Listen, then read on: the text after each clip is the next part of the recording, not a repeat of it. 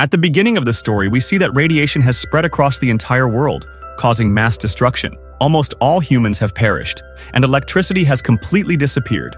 Amid this apocalyptic world, we come across a lone survivor, a girl named Anne. She lives in a remote village surrounded by mountains and forests, one of the few places untouched by radiation. To survive, she wears a special protective suit while gathering supplies from a nearby abandoned store. Once she returns home, she removes the suit, knowing that her isolated region is still safe. She then thoroughly cleans herself, taking a bath to wash away any potential radiation exposure before resting for the night. The next morning, Anne resumes her daily routine of tending to her small farm. She lives with her dog, her only companion, battling loneliness while trying to survive. She assumes that she is the last human alive, occasionally venturing into the deserted city for essential supplies. One day, while walking with her dog near the forest, the dog starts barking at something. Anne hides and watches closely. To her shock, she spots another survivor, a man named John, wearing a protective radiation suit. He appears to be searching for a safe place, hoping to find an area unaffected by radiation. John, believing the air and water here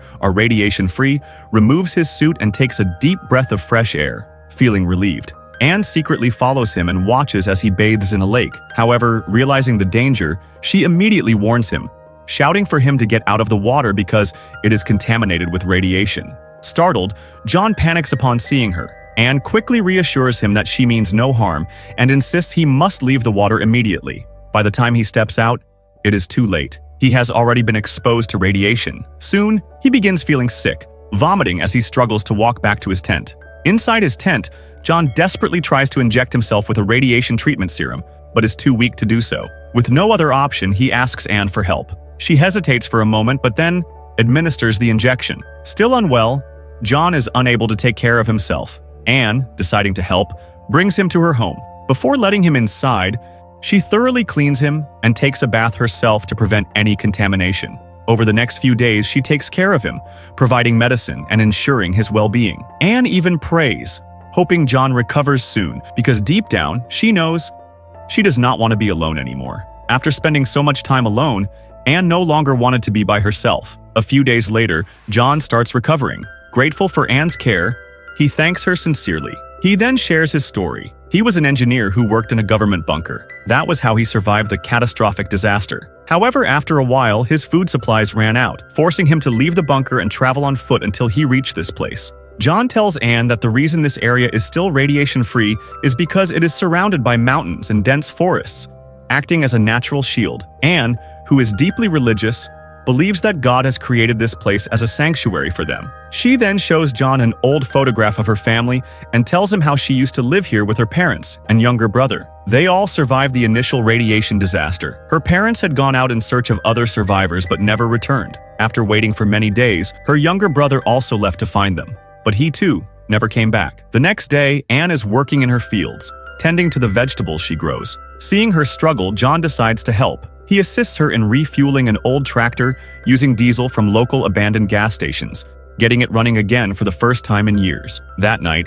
as they eat together, John expresses how happy he is to have found this place. He had always believed that there must be a safe area somewhere in the world, untouched by radiation. Anne also feels a sense of joy. She no longer has to work and survive alone. Secretly, she begins to like John and enjoys his presence. The following day, Anne goes to a nearby pond to catch fish. After bringing them home, John cooks them for their meal. During dinner, Anne tells him, "Winter is coming soon. We need to stock up on food because the fields will dry out and survival will become much harder. Now that we are two people, we need to gather even more supplies." Anne hopes to restore electricity in the house before winter arrives. If they can get power running, they can use the freezer to store fish from the local pond, ensuring they have enough food to last through the harsh season. But will they be able to generate electricity in time? With electricity, they wouldn't have to live in darkness anymore. John learns from Anne that she has an old generator, but it hasn't worked in a long time. Determined to fix it, he spends hours trying to get it running, but nothing works. Then, an idea strikes John. He suggests, "We can generate electricity using water from the waterfall. If we build a hydroelectric wheel, we can produce enough power for the house." However, they need a large wooden wheel for this plan to work. Nearby, John spots an old church made of wood. He asks Anne if they can dismantle it to build the wheel. But Anne, being deeply religious, refuses. She explains, "This church is important to me. My father used to work here. John, who believes more in science than religion, is frustrated but respects Anne's decision. Though he doesn't want to disappoint her, he still believes his plan could work. Upset, he goes to a nearby store, buys alcohol, and starts drinking alone. When Anne finds him drunk, she takes him home. However, under the influence of alcohol, John behaves inappropriately, which deeply upsets Anne. The next morning, John realizes his mistake and sincerely apologizes to Anne. Despite the incident, they both have grown close over the days and have started to develop feelings for each other. One night, as Anne tries to get closer to John, he gently stops her and says, "We should take our time to understand each other first. We shouldn't rush into anything." Anne respects his words and agrees. One day, while walking near the house, Anne comes across a weak and exhausted man named Caleb. He looks severely dehydrated and begs her for water. Anne, overjoyed to see another survivor, takes him home. However, John is not happy about Caleb's arrival. Fearing radiation exposure, John immediately checks Caleb's radiation levels. His suspicions are confirmed. Caleb has been slightly exposed to radiation. John insists he can't stay inside the house. He needs rest, but it's safer if he stays in a tent outside. But Anne, feeling compassion for Caleb, argues, "We can't leave him out there in this condition. We have to bring him inside." After some hesitation, John agrees to let Caleb stay indoors. But will Caleb's presence bring safety or new dangers to their home? Caleb is allowed to stay inside the house, and later that evening he shares a meal with Anne and John. During dinner, Caleb curiously asks John, "How did you survive the radiation and how did you end up here?" John explains, "When the radiation spread, I was in a government bunker where I used to work. But soon, our food supply ran out, and I was forced to leave. One day, while traveling in my van, I came across a sick little boy suffering from radiation poisoning. He was in unbearable pain and begged me to end his suffering, but I couldn't bring myself to do it, so I left him behind and moved on. That's when I eventually found Anne." Hearing this, Caleb shares his own story. "When the radiation started spreading, I was working in a mine with my crew. We were trapped inside for days. Eventually, some of the men insisted on leaving, which led to violent conflicts among us. They turned against each other, fighting for survival, and in the end, I was the only one left alive." Later that night, John takes Anne aside and confesses something he had been hesitant to share. He tells her, "Anne, I've been afraid to say this, but I think the boy I saw, the one who begged me to end his suffering, might have been your brother. He had left home to search for your parents, and I fear he never made it back." Anne is devastated upon hearing this. Overwhelmed with grief, she remembers her brother and silently mourns his loss. The next day, John and Caleb go hunting in the forest and successfully catch an ostrich. That evening, the three of them sit together, enjoying their meal. John later discusses the water wheel electricity project with Caleb, explaining how it could generate power for the house. However, he also tells Caleb that Anne refuses to let them dismantle the church to build it. Caleb finds the idea fascinating and decides to talk to Anne himself. After some persuasion, Anne finally agrees to let them take the wood from the church. With Anne's approval, the three of them begin working on the project. They dedicate days and nights to dismantling the church and building the hydroelectric system. As they spend more time together, Anne starts feeling attracted to Caleb. He is young and good-looking, and he too seems to be drawn to her. Their playful conversations and laughter increase, and they begin enjoying each other's company. John, however, notices this growing closeness and doesn't like it. One night, he calls Anne aside and says, "If you want to be with Caleb, you can. I won't stand in your way."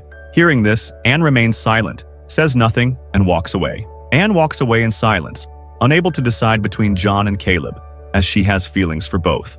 After this, the tension between John and Caleb grows, and they barely talk. John becomes jealous of Caleb and can't stand seeing Anne with him. Meanwhile, the water wheel is finally completed, bringing excitement to the group. To celebrate, the three of them throw a small party at home. Afterward, they head to a nearby lake, enjoying a fun and carefree time swimming together. Later that night, as they return home, John confesses his feelings to Anne, saying, "I like you." However, Anne remains silent because deep down, she has started falling for Caleb instead. Heartbroken, John drowns his sorrow in alcohol and drinks himself to sleep. That night, Anne goes to Caleb, and the two grow even closer. The next morning, when John wakes up, he notices a shift. Anne and Caleb now act like a couple. Realizing what must have happened the night before, John feels deeply hurt. However, he remains silent, keeping his emotions buried inside. Later that day, John and Caleb work together to install the water wheel. As they secure it in place, they both feel a sense of accomplishment. While wearing a protective suit, Caleb climbs a rope near the waterfall to adjust the final piece. However, he slips and nearly falls. John, who is already at the top, grabs the rope and pulls him up. But then, Caleb's foot slips again. This time, as they lock eyes in silence, John does nothing. Consumed by jealousy and resentment, he lets go of the rope. Caleb plunges down the waterfall to his death. John returns home alone. Later that night, Anne approaches him and apologizes for being with Caleb, saying she never wanted to hurt him. John replies coldly, "You don't need to apologize." Anne then asks about Caleb's whereabouts. John lies, saying he left to search for other survivors. Though Anne initially believes him, something deep inside tells her otherwise.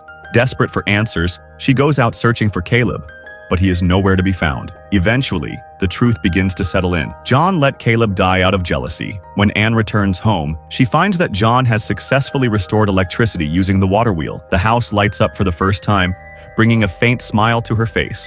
But inside, she is completely shattered. In grief, she sits at the piano and begins to play, remembering Caleb. Her music is filled with sorrow as she glances at John, who kneels in the corner of the room. John, a man who never believed in God, prays for the first time in his life, asking for forgiveness. And with that, the story ends. Do you think John deserved forgiveness? Let us know your thoughts in the comments. Thank you for watching.